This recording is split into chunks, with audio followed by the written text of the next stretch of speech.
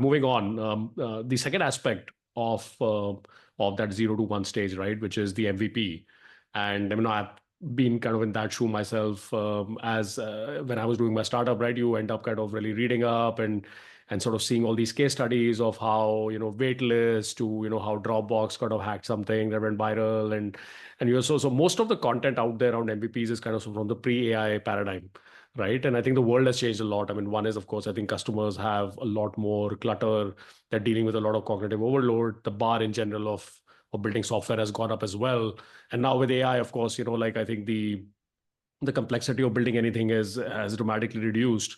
So how should founders kind of think about specking out the MVP across various use cases on the enterprise side? What are some of the interesting things you are seeing, right? Like, I mean, you have built products in the pre ChatGPT world as well, right? Like that V1, how has that V1 changed, 5 years back versus today?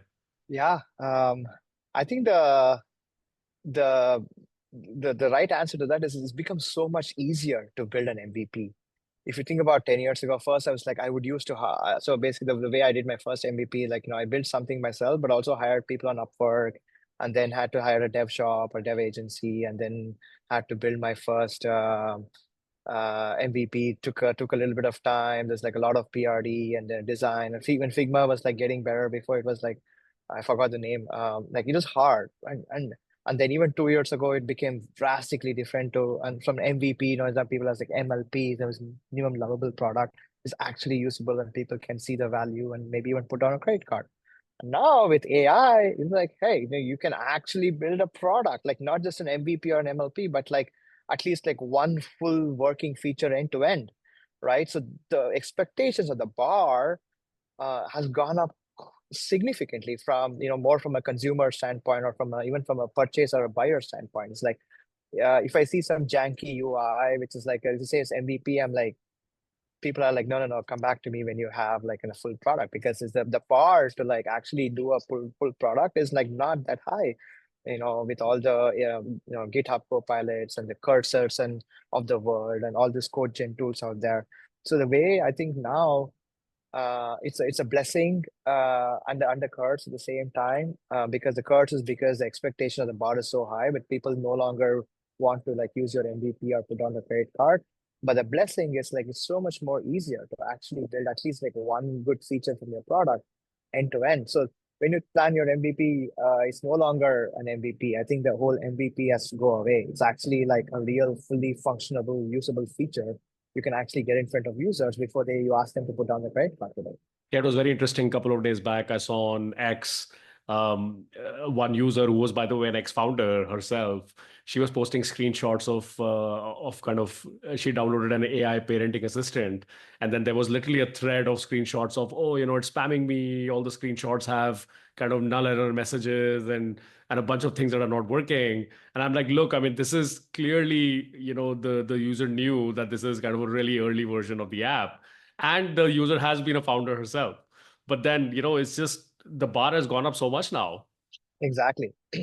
I mean, you see all these apps. I mean, there is like all these no code tools. I mean, the no code tools came in before Gen AI came in, and they were trying to like help with all this development for MVPs. But now you can literally like, sometimes you don't even need a technical co-founder. If you're a non-technical person, you could actually use AI to, build it from the ground up, even if you have a little bit of a technical knowledge. So that's how the whole, early mock-ups and all of them have changed. So, I mean, it's also empowering, right? Now, I hope like, if you look at historically, most of the co-founders have always been from an engineering background, right? I mean, I'm from an engineering background too, and also even if you're a VC, you're always like, hey, who's a technical co-founder, right? But I feel like in a year or 2 years from now, it'll always be normal to have like two completely non-technical founders building like this, the MVPs, then raising money. Yep, totally. I mean, I think we are the next 10 years, probably, at least as a VC, I feel that I'm really watching out for narrative violations, because all of us have seen so many patterns of how things have happened, and especially in the mobile and cloud wave in the last 10 years. So there's a lot of things that we kind of really almost subconsciously look for. And I just feel that this is such a big step function that a lot of those things will just go out of the window. And so you have to be really, really open to thinking grounds up and seeing kind of, even from a team constitution perspective to, how much traction. Like, I mean, a million ARR 6 years back had a lot of weightage, and today I'm seeing almost every second company is coming in and walking into the million ARR. Yeah, 100%. And then yeah, it's just like so that's another interesting thing. Like let's talk about that. Like I think what I am seeing, at least here, is a lot of these AI startups, they get to a million or 2 million very quickly Yeah. because they demo really well and then they're able to get like upfront annual contracts. But there's also another big problem. It's churn.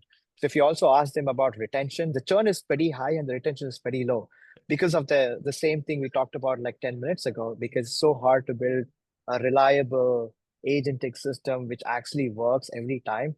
So I feel like there's also a lot of that right now where you have really good demos and people are like, oh hell, I want that, and they put down their credit card, buy an annual upfront deal, but they don't renew or they churn. So it's actually still a mix of that, but you're right. I mean, either way, I think like the 1 million ARR is definitely no longer like something to raise a Series A for. Like before, you could even with a 500,000 you could raise a Series A, but right now it's much easier to go much beyond that. Yep, yep, yeah, totally. I think I love how kind of Brad Gerstner of Altimeter, he talks about the endurance of revenue, right? I think that's going to be really key.